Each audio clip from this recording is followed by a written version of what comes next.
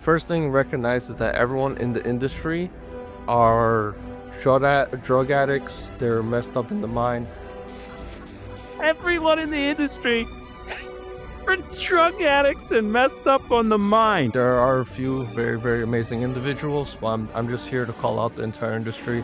Y'all need. I ended up spending almost $6.5, close to $7,000 on this machine. So, yeah, definitely. $7,000. He broke the bank. Oh my gosh, you'd hate to see what we're spending. As for purchasing the chemicals and stuff, you have to get a license, typically. Not a license, sorry. A safety certification. It's pretty, Which you can print with your printer. kind of shit in many aspects, as you see here and there. He said it. Hey everybody, Mike with Spray Jones. Just gonna do. I saw a suggestion here where a video came up with somebody's got some Chinese equipment and stuff like that. I was like, oh my goodness, here we go. So I've not seen this. You know, I watched about 1 minute of it, and I'm gonna watch it first time with you, and we're gonna see what's going on. Now, I'll tip my hand. I'm all about precision, professionalism, high quality equipment, high quality installation. So this is probably going to get the old chuck in a truck type angst going. So we'll click on the play. We'll see what this guy has to say about this gear and what he's doing and what's going on, and we'll give you my 2 cents, okay? Hey there, this is going to be a quick review on this spray foam machine. So this spray foam machine you can buy from Alibaba, even right now on eBay. Actually, you can even purchase these machines probably on Amazon, not sure, but there's already a domestic supply chain of these. So when I purchased these, I had to purchase it directly from China, directly from the manufacturer. And that's one thing I recommend when you purchase these spray foam or any equipment. If it's not firstly is always check to make sure if it's available domestically, like eBay, etc. The reason why is because if you're going to import it directly from import it from overseas, you're going to be paying a lot of money, a lot of headache, and a lot of time. The importing, tariffs, customs process is A lot of money, a lot of headache, and a lot of time. That sounds like the chuck in a truck mindset. You're going to save a bunch of money up front, or what you think, and you're going to turn around and have a lot of headache and waste a lot of time. So I don't like the mindset already, folks. If you're going to go into spray foam insulation, polyurethane foam insulation, you want to have a big bankroll, deep pockets, lots of training. You want to have apprenticed somewhere, because this is an apprenticing grade trade. So is electrical and everything else. I'm concerned about this. This ain't painting. This isn't, I can get a roller and a brush and a paint sprayer. So, I'm a little nervous. not something you want to go through. It's definitely something you'd better spend a couple $100, and even many times actually cheaper to just buy it domestically than overseas. Even though, so for example, this machine, I think it was like $3,300. Now you can buy this machine for $6,000 after tariffs, after $3,000 is absolutely nothing. That won't even get my air compressor in my rig. My air compressor is like $6,000.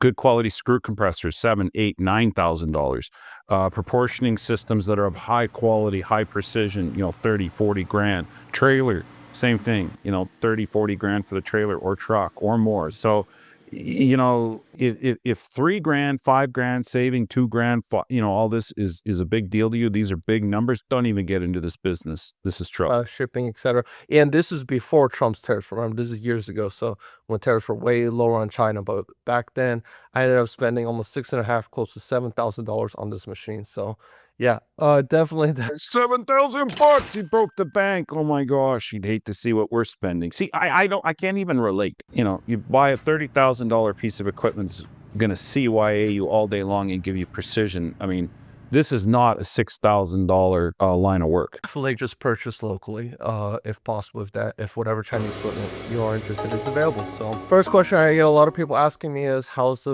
it work? How does it operate? I love it. I absolutely love it. These hoses you can buy also. There's sellers online that you can get. The gun, the P2 spray gun, you could purchase also online. It's the hoses end up being like $600 for a 50-foot length. $600 for 50 feet. Ay. We're dealing high quality professional hoses are thousands of dollars per 50 feet. Beware, folks. There's a certain amount of money that has to be spent. If you want brass fittings and crappy airline and things that don't screw together properly and don't last, this Harbor Freight mindset of just Chinese stuff. It's done to the lowest quality. It's not going to last. Look out, $600 for hoses, high pressure fittings. I've got hoses right now in my trailer for air compressor that an 18-inch high temp, high volume line with JIC fittings was $135 for 18 inches. The gun is, I think, like a couple $100, 300-400. You need a brand new gun. The transfer pumps, the $400 for a brand new gun? More like 3,000. so far everything on this has been absolutely amazing. Of course, as with everything. So the number one thing if you're gonna get spray foam industry is there's a couple things. First thing recognize is that everyone in the industry are drug addicts. They're messed up in the mind. Everyone in the industry are drug addicts and messed up on the mind. And this guy's gonna set us straight. Okay, all right. Well, this guy's he's gonna be spraying with his shirt off and a bread bag over his head in a few more minutes here. Yeah, well, hey, I do not deny that the bottom part of our industry is fraught with lowlifes and failures and dolts that have. I knew a guy who had bagged out his shoulders in auto body. From sanding. He couldn't work in auto body anymore. He was on a workers' compensation claim to like relearn a trade, and he decided to pick spray foam. He didn't even make it 18 months. I was like, I don't know how stupid gets infected into people, but whatever. Yeah, there's drug addicts and there's bad people, but yeah, they should be run out of our business. There are a few very, very amazing individuals, but I'm just here to call out the entire industry. Y'all need the entire industry that he is saving with getting Chinese $300 spray guns, $600 lines, $6,000 machines, chucking a truck, sitting in the back, got it off China. I can avoid the tariffs. I can avoid all the import fees.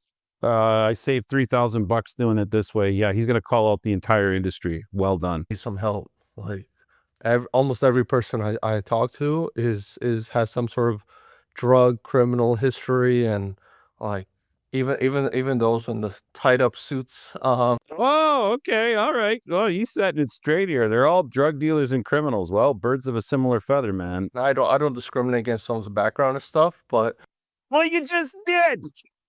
So it's okay. What is it? Do I get to rob you and it's okay or not? Oh my gosh. the problem is when it's a trend like that, when it attracts that type of people, you start to see a lot of very, very common problems, a lot of trust issues, a lot of just a lot of problems with the spray foam industry and the people involved in it. So labor is definitely a number one issue in the spray foam industry. But machine costs, equipment costs is the number one thing you could help bring down. So second thing, repair and No, we don't need the equipment being cheaper. We need high precision, expert equipment that is going to prove what you are doing. This kind of stuff does not deserve to be in the industry anymore. It does not. I'm sorry. Yeah, I'm sorry. I hate to break it to you is a better way to say it. This whole I can set it to whatever I want and I can spray whatever I want, do whatever I want. You don't know any different is a huge problem. parts. Purchasing a lot of parts on this machine are off the shelf. So if we check, this is a basic air pneumatic pump. I can't really see what the camera's doing, but Okay, so here we go. Everything is basic, off the shelf, easy to get. This is not a basic, off the shelf industry. Can you imagine being in the welding industry and being on a structural welding job, and you have got a Harbor Freight welder and everything that you're using is just off the shelf commonality of the industry? Like, wouldn't you want to know that things are specialized and that you're using special gear and precision and that it's of a highest standard and level? this is a very basic air cylinder pneumatic pump cylinder. It pumps or pushes down here, which you have two cylinders. I've already completely rebuilt them. Everything in there is mostly just seals, hydraulic seals, and stuff and O-rings. It's absolutely simple. What I love about Chinese is, not like American manufacturers where you do have so much work and so much effort to scrub any sort of identification. Like, you literally just look at the U cup seal, for example, and it says the size on it. So yeah, really easy to buy parts for it and so forth, and I know how to rebuild those pumps. So pretty easy. Okay, this is the stuff I've seen for 25 years. I've been in the business. You go to some guy, he's bitching and squawking as to why something don't work. You go to his proportioning system, it's seized up, sitting in the corner, rust all over it, and the thing's been leaking forever. I don't think it ever seals up, puking and geysering and volcanoing out the chemicals out of it. He can't maintain ratio if he ever even could. That's debatable to begin with. Same thing, wires, no safety, grommets on nothing. Wires are able to chafe. Things are being caught. Electrical cables undersized. Not enough power, not enough air, running out on half the plugs that they should. And then they want to sit there and say, this job's got to be done by Friday. What can you do to help? So spray foam equipment is, you are gonna have to be a mechanic. You're gonna have to be an expert in not an expert, but no basic hydraulics, no basic electrical. You're gonna have to have all these equipments, all these tools, multimeter, wrenches, so on and so forth. That is something you have to be as a spray foam. Hey, everything he's describing here, that was how it was in 1965, 1975. Everything he's got there is technology that has not advanced from the dawn of the spray foam industry. And back then, yeah, you had a piston pump, you had air, you had hydraulics, you had basic needing of understanding. In fact, they called them in 1976 foam mechanics. So it just, now I would say we've advanced to a higher level than that. That was basic entry level thinking. Operator. Spray foam operator is, not an insulation guy. A spray foam operator is a mechanic. It's someone who fixes equipment, because you'll have shit happen on site. You'll have shit happen, whatever, and you have to be able to fix it on there and then, and not, delay things. So Okay. Spray foam guy isn't an insulator. You are. You are the highest level of building envelope, air and water sealing. You're doing this with a manufactured on-site custom in situ polyurethane plastic. No, you are not an oil change lube guy. yeah. As for purchasing the chemicals and stuff, you have to get a license, typically. Not a license, sorry. A safety certification. It's pretty But you can print with your printer on a Tuesday afternoon. I'll show you how to put the logos easy to on it. get. It's a little online course, completely free to do, and it's a lot of companies where you buy the spray foam chemicals from. They'll require you to get it. So Yeah, which is bullshit. Like, come on. Like, we go and we click a few buttons and we do a few things, and then we can pick this stuff up and we can spray it in your house and in your barn and in your eyes if you want it. here is the results. Pretty amazing. Pretty love it. It's kind of shit in many aspects, as you see here and there. He said it. Really on my fault. Do not blame the spray foam machine, but this is where these doors, I had them on the floor, and Oh my gosh. I mean, all right. There you go. Chuck in a truck. You got your Chinese bottom feeder, paint sprayer roller, back door, taillight warranty completion right here. This is good. I'm glad we're covering this, because this shows you where you can go lower than this, folks. I've seen guys that they have never even remotely sprayed on ratio foam. And I mean, pure A or pure B, and they ran out and it was sludge sliding down the walls and they scorched the building, and it can go lower than this. I mean, he actually has made something. I'm not going to really call this foam. It's a foam insulation like product. again, I could have done a much better job. But Shit, I could have done a better job, but what the hell? I love it. I absolutely love it. This is insulation right now. I have it all uncovered. You can do fire coating on top, so it meets permitting regulations. I worked Now we're concerned about regulations. Otherwise, you know, it works absolutely fantastic. So there's that. What you need to operate. So this is probably what I should have said first. But I want to rant about the industry. Oh, he wants to rant about the industry. I am all ears. I hope he goes on and on and on. This is going to be good. The one on Amazon, if I'm correct, they sell they sell different versions, 110, 220. You really want to get a 221. I wouldn't recommend a 110 because this uses these machines, they use quite a bit of power. The first amount of power they use is this is the primary power consumption is in the heating block. So Which is the single most important thing is heat and mix. You cannot mix it properly if you do not have it warmed up, because you are needing to activate the catalysts. You are needing to activate the blowing agent to go from a phase change from a liquid to a gas. Okay. These are heat dependent. They're not timing dependent. If you do not have adequate heat, the drum temperature, see his barrel back there, the top of that green barrel, it said keep between, it had a range there. One was scratched off. I don't know. It looked like 58 degrees Fahrenheit to 77. I mean, they're sitting outside. I don't know where he is. He could be in California, Arizona, Texas. I have no idea. I mean, it's sunny outside. Looks fairly warm. So whatever. But I mean, that's another thing. Drums just sitting outside in the elements. You're not wanting things to get super, super hot. If you get your drum super, super hot, you're pre-catalyzing it. You're kicking off the first catalyst. There's 3 catalysts in a foam. The 1 gets you started. The 2 fills out the cells. 3 finishes it off and locks it into place.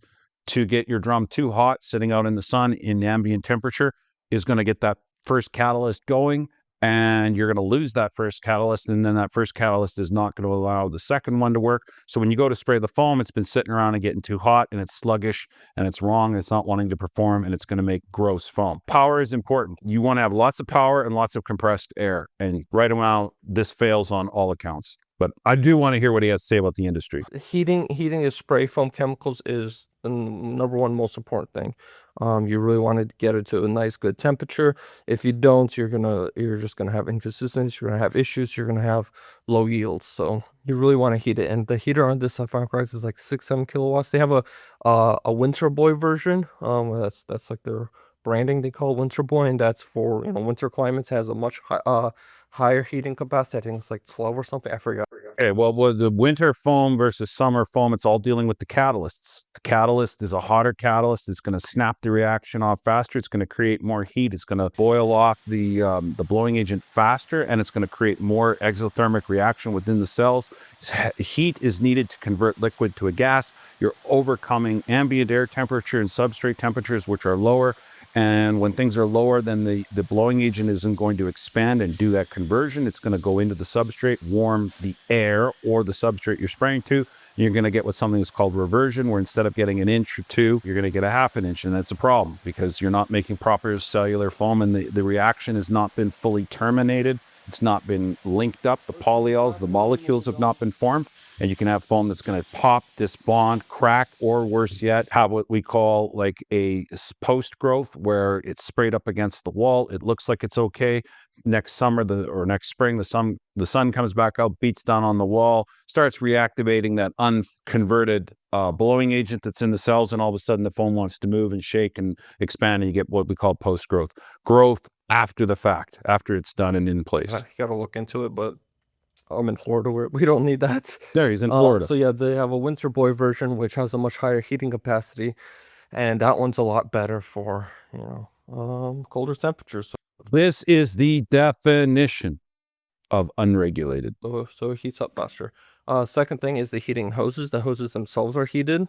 This machine says it's pneumatically driven, and it also needs an air compressor. It needs a really good air compressor. The air compressor I'm using, I just used a you can pretty much, you just need a 5 horsepower air compressor. That's what I At 5 horsepower to be running a high capacity. No. To run your drum pumps, to be running your gun, you're going to be consuming 12 CFM right there. And to be running a high capacity air driven model, you're going to be needing another 25 CFM to handle that, where it's going to be snapping and cracking back and forth. Very few people want to deal with air compressor driven machines anymore. because you want to go with electrics, hydraulics, or electric over hydraulic, which is the gear-driven machines now. Because this is old technology. That technology that he is talking about right now has not changed since 1964. That is ancient typewriter technology, what they're dealing with right there. Does it work? It worked. It worked in 1965. It worked in 67. If you needed to spray foam on the Superdome in 1971, something like that could be used or would have been used. But jeepers, this is beyond Gen 1. This is incredibly analog, outdated gear. It should be in a freaking museum. You can buy the 5 horsepower motors on Amazon also for like $200-300. $300 for a 5 horsepower motor on Amazon. Okay. Bushings, not bearings. You will smoke that motor out within 18 months. You get what you pay for. You could buy a actual compressor unit also for like, $300. Or you could look around on Facebook Marketplace, look for like a gas powered one. Gas powered is nice again if you're doing, so the issue with spray foaming is if you're doing everything, or 99% of the time you're doing everything mobile, right? You're going up to a site either with no electrical power supply or very low power supply, because remember, we're talking about the, because ended up totaling all the equipment, you're gonna be using around 12 kilowatts of power or more. That's the bare minimum. So 12 kilowatts of power, that's a lot of power, and there's not an outlet. I have got a 30 kilowatt 3-phase system. We don't tap into anybody's power. Can you imagine having to get an electrician, tap in, get the cap power, and you don't know if you've got it, you don't know what side of the building it's on. Mobile equipment is to have its own power supply, own air supply. Everything that you need is rolling in a truck or trailer. The only time that we would go and tap into existing is when we're doing high rises, parkades, or something where we can't get the hose, we can't get the gear, and we're going to then at that point have a portable skid mounted system. We will then expect to tap into power. But again, we're going to bring our own air and all that sort of stuff. But this chuck and a trucky type attitude of, I'm going to come to your house, tap into your electrical panel or tap into the panel at the building, and I'm going to shove all my stuff over in the corner and I'm going to spray your building and just leave all my gear and leave all my drums here. That's atrocious. I just, it's unprofessional.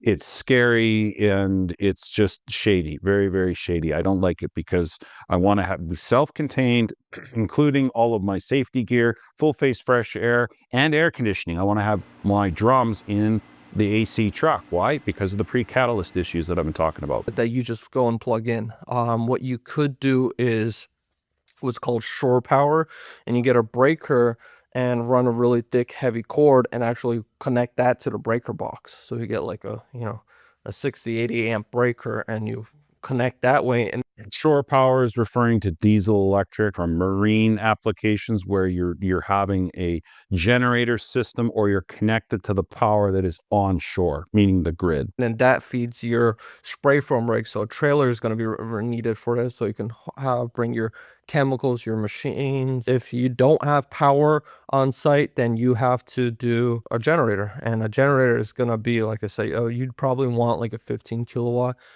generator, because generators, you don't Double it. Minimum double it. 30 minimum, 40 would be better. want to run them at max capacity. You want to run them at 80% capacity. You never want to run beyond that. You're going to mess up the generator. Is just not going to be strong enough. So, totaling all this, you're probably going to be ending up spending for the trailer, air compressor, for this, your time, blah, blah, blah. You're going to be ending up spending around $15,000 or so. So, it's, so, it's 15 grand doesn't even get me my proportioner that I've got. 15 grand won't buy the trailer brand new. I don't want to use trailer. I want the trailer set up with the weights and measures and the proper capacity. You're looking at $30,000 to $40,000 for a proper trailer that can handle the weight. You're needing gooseneck. You don't have to, but I've seen the guys that want to cut the corners. You go and get some tag axle trailer. They always try loading them up, and what are those things doing? Fishtailing down the highway.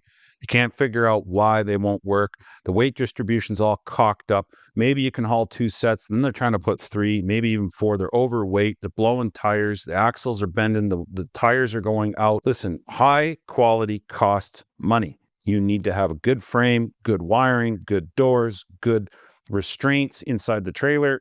You need to have high capacity AC unit to keep up with even a 14 by 14 or 8 by 14 space. You're going to need 15,000 BTU of cooling capacity, 115 volt to run that. You're going to need a 7.5, if not a 10 horse air compressor or a 5 horse rotary screw. Rotary screws are going to set you back $7,000, $8,000, $9,000 minimum, plus air dryer, plus somewhere to put your tools, plus somewhere to have all your PPE, plus. All of a sudden, this is no longer a $15,000, $30,000 investment. You're talking multiples of 10, 15, 20, 25. So we're talking 200 grand to be in spray foam, proper setup, ready to roll. 200,000. Way cheaper to, I mean, a brand new American made spray foam machine costs way more. So I've had this for, I think, almost 2.5 or something. Yeah, like why the heck do we want the wiring to be meeting standards? I mean, who knows what the Chinese are putting together? I have not had good success with Chinese anything. You buy it, it's a vice, it works good. You go and pull on it one day when you really need to get a bearing out of something, boom, the thing snaps and cracks. The steel is junk. The standards are junk. You get, there's an old saying, looks good from afar, but it's far from good. Yeah, there you go. I would not be relying on China for anything. Years and it's still running. You're supposed to use kind of like a printer. You're supposed to use these things every single month. Otherwise, the lines clog up. Occasionally, what I do is I'll purge it, the isocyanide side, so it doesn't crystallize. I mean, you're supposed to do that. Sometimes I don't. I just rebuild the entire pump after 6 months of not using it, and it still works. Wow, great, right? Who cares? Because I already saved my money. They quoted me for each of these buildings. They wanted to around $14,000. I was able to do both of them myself for like, I think like $8,000 worth of chemicals. So I've saved myself there about 20. $8,000 worth of chemicals, plus buying all the gear, plus you don't really actually have a setup. You don't have a setup with what the pros have. You are chucking a truck. $2,000. Yeah, a little less. But anyways, point is, very worthwhile machine. Very happy with it. You could always resell it if you just need to do 1 or 2 jobs, but I recommend it. Stay subscribed if you want to. Actually, no, don't stay subscribed. If you're watching this sort of content, I do not want anything to do with you guys. Like I said, this industry, you guys have problems. Everyone here is absolutely terrible. Not everyone. I want to say there's a few people I really respect in this industry. Everyone else, screw you. Don't subscribe. Have a great day.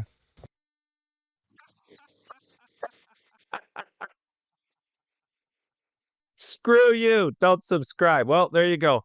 Chucking a truck has struck again. He's going to go out and spray your job, and he is, folks, the lowest bidder. Subscribe, like, stick around. I got to have more content like this.